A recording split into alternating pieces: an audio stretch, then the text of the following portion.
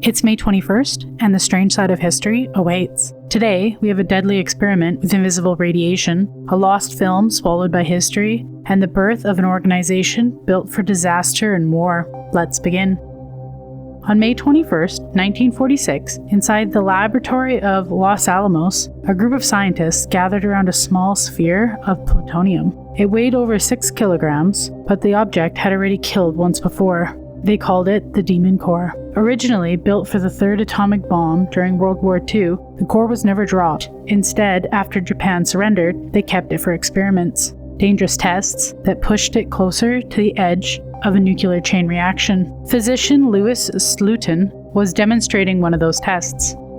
Around the core, 2 beryllium halves meant to reflect the neurons back into the plutonium, only to keep tearing them apart. The only thing that was keeping them apart was the tip of a flathead screwdriver. Then it slipped. For a second, the room flashed an unnatural blue light. The core had gone critical.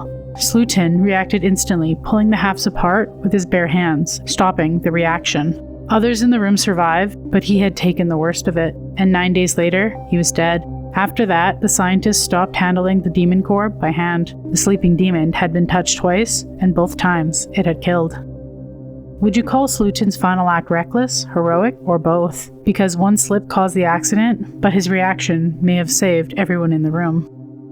On May 21st, 1908, people in Chicago paid 1 dime to step into the dark and watch America's first horror film. It was called Dr. Jekyll and Mr. Hyde. The film was only 16 minutes long, silent, and black and white. But audiences in 1908 must have felt like it was something surreal that had crawled out of the stage onto a screen. Newspaper ads call it thrilling, mysterious, and particular.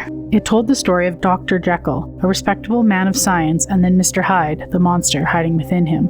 Then, almost like Hyde himself, the film vanished. No known copies survive, no full reels have ever been found, not even a complete script remains. Early films were printed on fragile nitrate stock, which could decay, burn, and disappear in storage. Thousands of silent films were lost this way, so America's first horror film became a ghost, and we only know it existed from old ad clips and reviews.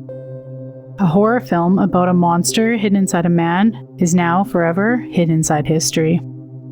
On May 21st, 1881, in Washington, D.C., Clara Barton created an organization built for moments when the world was falling apart. She called it the American Association of the Red Cross. Clara had seen war up close. During the Civil War, she walked to places most people were trying to escape: battlefields, hospitals, and camps filled with the wounded and the missing. She had seen how quickly ordinary lives could be shattered. After the war, she traveled to Europe to learn about the International Red Cross movement, a promise that even in a disaster, someone should come help. So on this day, she brought the idea to America. Only a few months later, the first local chapter formed in Danesville, New York. Almost immediately, the young organization was tested. In 1881, a devastating forest fire tore through Michigan, destroying homes, towns, and lives. The Red Cross answered its first major disaster. What began as one woman's mission became a symbol seen after fires, floods, and tragedies.